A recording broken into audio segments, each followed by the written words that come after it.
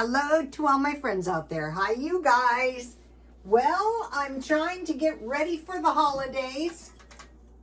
I usually don't get any trick-or-treaters, but last year I got one family, so that was cool. And I used to live in this really bad area, and we had no trick-or-treaters. But this one year, a van pulled up with a whole bunch of kids, and thankfully I had candy. So I like to make sure I always have candy just in case. I'm burning my turtle. Isn't it cute? Okay. Oh, I'll show you the baby made this for me. She makes me the cutest stuff. It's very festive. My granddaughter, who's a baby, is very, very artistic. Okay, this video is get the food you need. Reduce food costs in 2 ways. Okay, I want to talk to you about, I will talk to you about how I'm reducing my food costs today, and that's going to demonstrate the 2 ways.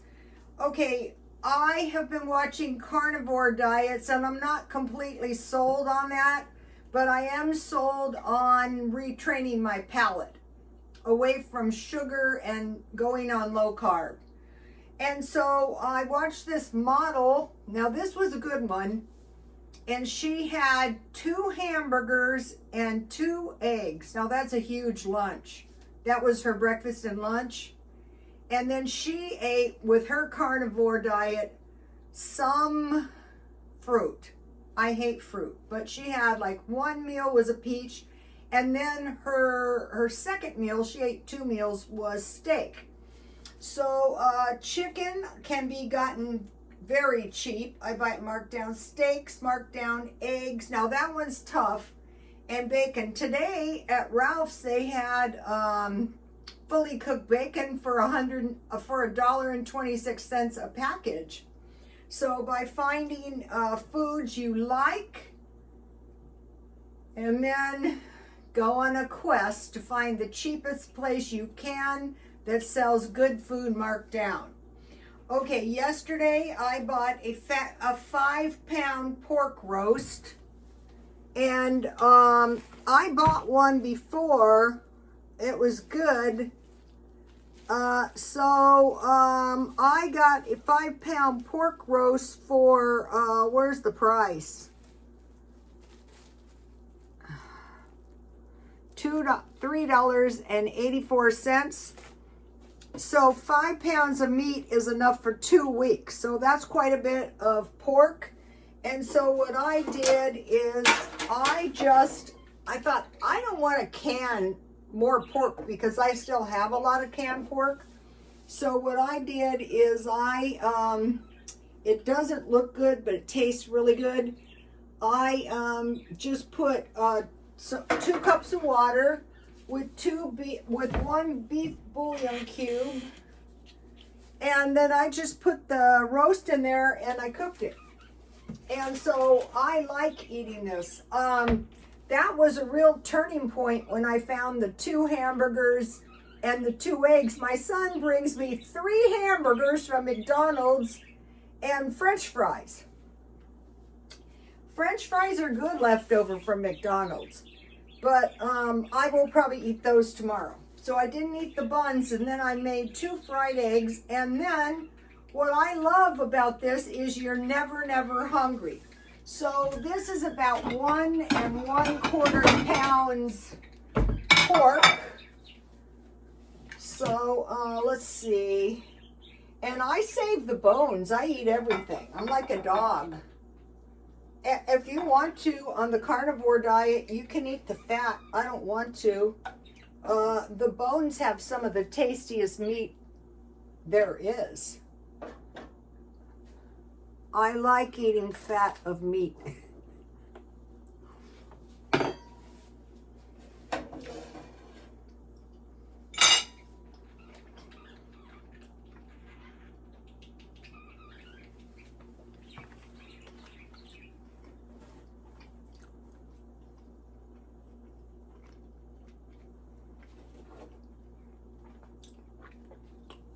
I don't see any reason for misery making. I eat Tabasco with pork. And then what I did is I bought some, a package of vegetables.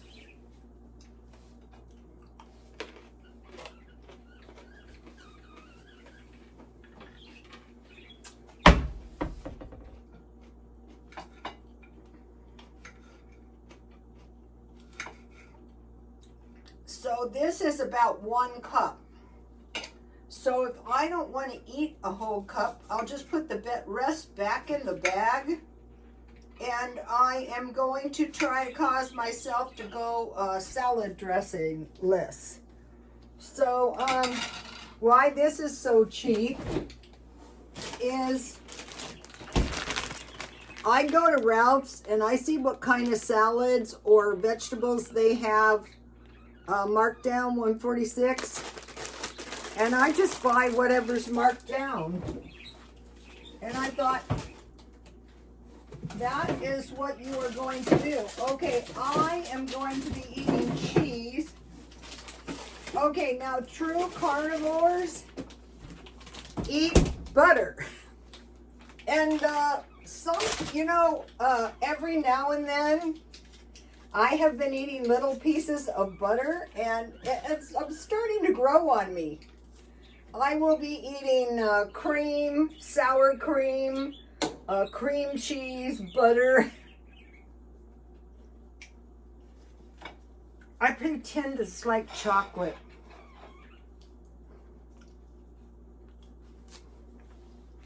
Not going overboard. Okay, now we need good food. So I went to Ralph's, and these are $5 cheeses, and I got them for $2 each. And then I got a $5 sliced cheese for $2. Swiss cheese, and I had all kinds of ham. So I had, let's see, one is sharp white cheddar and one is mozzarella. So for tonight, if I want to eat 1 or 2 slices of cheese, there's I shouldn't have cut that. Oh well. There's a 80-something-year-old woman that's a carnivore, and she's a spiritualist. And she asked her angels how long is she going to live, and they said 94, and she said, well, she had this crazy regimen, drinking urine and a water fast for 21 days. Okay, I am rejecting peaches. I am rejecting watermelon. I am rejecting urine. But I am accepting her bacon and eggs for breakfast. So for dinner, I don't really want to eat eggs because that's one of my favorite foods and I don't want to get sick of it. So this is so awesome because if I don't want to cook, I get free hamburgers at McDonald's. I don't have to eat 2. I have 1 left in there. Okay, chicken, I always have chicken. And steaks, I learned on the carnivore, get the brisket. So now the thing about this is going back to milk, cheese, and meat, and sauerkraut, and what was the other thing? Pickles. And I have pickles, homemade. So I can survive on this, and then if I want to eat vegetables, I have them. So the 5-pound brisket, or the 5-pound pork roast was $3.84. I cut it in 4 pieces, so it was 96 cents. That's probably 2 days. Okay, so now, number 1 is you get your food marked down. Number 2 is you go into your stockpile. So in my food storage, I had packages of instant potatoes, and I have rice. I could add, if I didn't want vegetables, I could add 3 tablespoons when it's uncooked rice. That's going to give you a nice portion. Not too little, not too much. And the veggies were marked down, so we're going from our food storage to the markdowns. The cheese was marked down. And then I could go into my food storage and I could get corn or peas. Also, I had leftover iced tea. Uh-oh. One of the pork roasts fell out. I don't know how I fit these pork roasts in here. And so what I have been doing is I have been doing this. So see how I have my nice icy cold iced tea? Sometimes I'm choosing to, this pork roast is really, really good. Even without grease.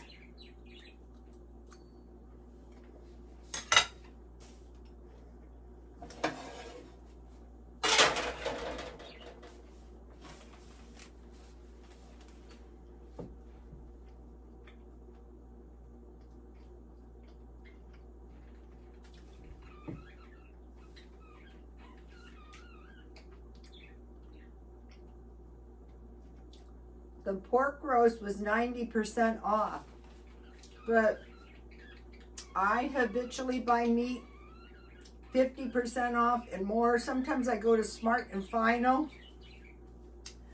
Okay, so there's markdowns and then there's food storage. So I was investigating good sauerkraut, you know, the kind that's in the freezer section. They had a $7.99 really good sauerkraut for $5.99, and I thought I'm going to just keep my eye out because I do have sauerkraut in the refrigerator too. And when the good stuff goes on sale, I'll buy some. So I went to Grocery Outlet and I bought this little bowl of candy really cheap.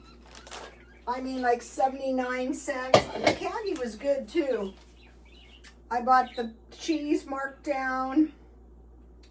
The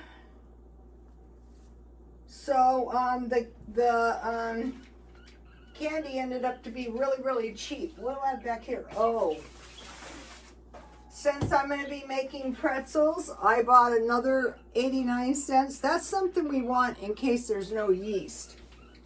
And then I think I showed you this, but I got this little rack for $1. That was a good deal. And this is just Dollar Tree tea. This is really good tea. 2 bags for 4 cups, unless you want your tea really black. Okay, so the cheese was a fabulous deal. I have Velveeta cheese, but why eat cheap cheese? Well, for one thing, you want the Velveeta type cheese in case something happens because it's a whole pound. These are only 8 ounces, so it'd be $4. Actually, the Velveeta cheese is $5.99 and 2 of these was $4. But the problem is refrigeration if something happens.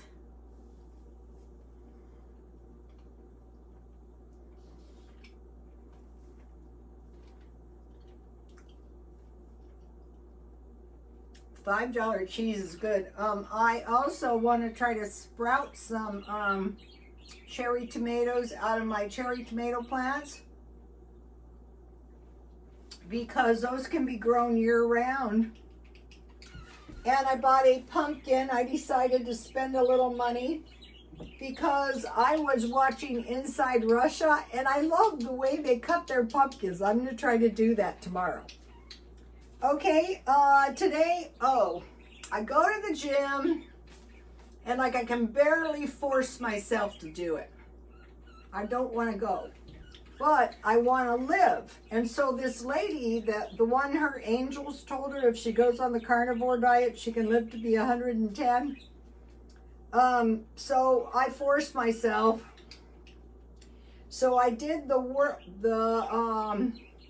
weight circuit because I think the most important thing is muscle mass. And then I thought, I'm trying to force myself to do 15 minutes of the bike. And then if it's not too late, do the walking at home because I was so fortunate. I banged my rib really, really hard. And I go, wow, you're so lucky. I think it has a lot to do with this high protein diet all my life. And so I couldn't get into the bike that I like to go to, so I went down the way, and it was so much better because I was in front of the sports channel instead of the irritating news where there's like a really cold air blowing on me. And so I ended up watching the last part, the end of the Los Angeles Dodgers versus the Yankees. And it was awesome, you know, and I thought, oh, the sports is so much better than the news. And so the Dodgers pulled it off, and it wasn't easy. Basically, the bizarre thing was their pitcher kind of won the game, so I enjoyed that. Okay, now I want to talk to you guys about Spain is flooding. So we have another weather event. These are not going to stop because we have the grand solar minimum, basically a mini ice age. So I want to mention this. If you can find Collins Bibles or anything Collins, like this Collins Atlas, these are so good. So I thought, where are these floods? Valencia and Castilla-La Mancha. 95 people are deceased. The ground was like hard dirt, so I guess it didn't absorb the water, and more rain is coming. It's really horrible. So maybe you guys are like me and didn't know this, but Spain is the size of Texas, basically. So you guys remember the rain in Spain falls mainly on the plain from My Fair Lady, so I figured it was the plain, and actually it was really bad. If you don't have a good map, so where is it? I underlined it. Here it is. This whole area flooded, and then all the way over here on the coastline. So my brother was just in Spain, and I thought, oh, well, it probably wasn't on the coastline. Well, it was. So this was a really bad flood that happened there. And it turns out a lot of Americans might consider moving there because the cost of living is significantly lower than the U.S., and it's a cost-effective country to immigrate. You can live comfortably, more than comfortably, on $30,000 a year, $2,500 a month, $625 a week, $90 a day. And my brother was telling me you can get a really nice house in Spain for $300,000. But you just don't want to be there when it floods. Okay, I want to show you, and I lost my place. Let's see if I can find it. This is about the Ukraine. Okay, if you don't have a good map, good luck. If you should try to look, you should try, you know, half of the maps of the Ukraine are, you know, where the page turns, you know, it's impossible. I thought it was in back of. I have something to say on the Ukraine. Okay, let me see. The Ukraine is, okay, Spain is a little smaller than Texas, and the Ukraine is a little smaller than Texas. But it's the second largest, the Ukraine is the second largest country in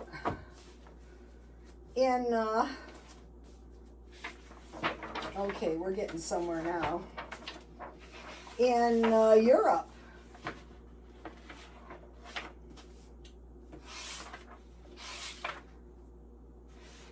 Ooh, now back to Spain.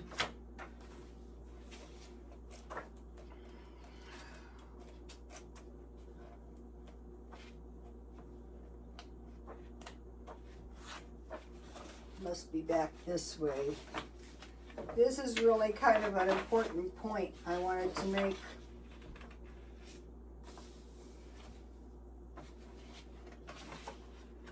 Russia is really a huge country, and the Ukraine is the size of Texas.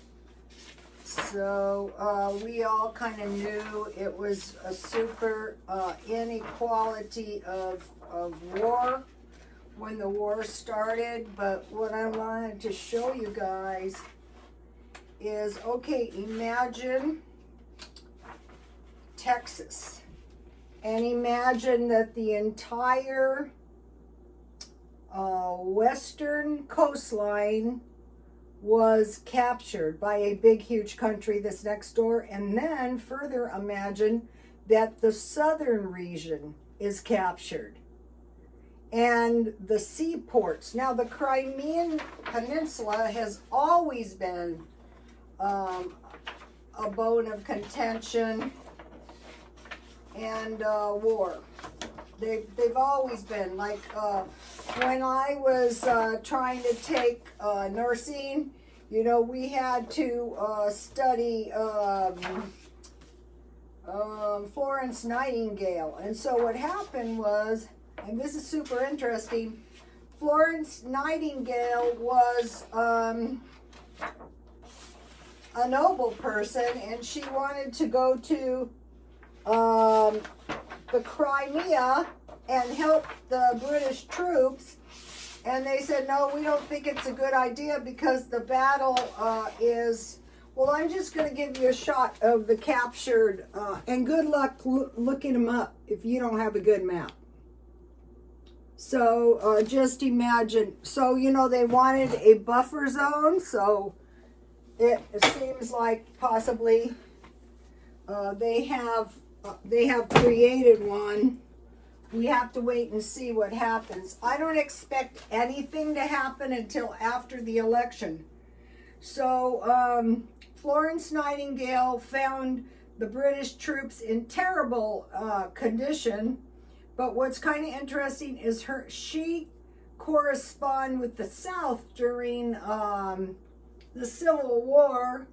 And, you know, you saw it in Gone with the Wind, where they nursed the men that had been injured badly. So we have 2 wars. We have the inflationary period, and so we have to be really careful with our money. I would say if President Trump wins, he doesn't actually take office until January. And so, you know, there's a lot of wild prophecies out there, but, you know, the potential for a civil war is always there. Now, I am fortunate because where I live now, I can safely vote, praise God. Because even when I couldn't safely vote, I was determined to vote on the day. In California, I told my son, California is probably not going to flip. And if it did, it would be super shocking. So I don't know if I'm going to make any treats tomorrow because I had made a lot of cookies and stuff, but we'll have to wait and see on that. Okay, you guys, I will see you tomorrow. Please like, comment, and subscribe. And happy Halloween. I'll see you tomorrow, and God bless you all. Bye, you guys.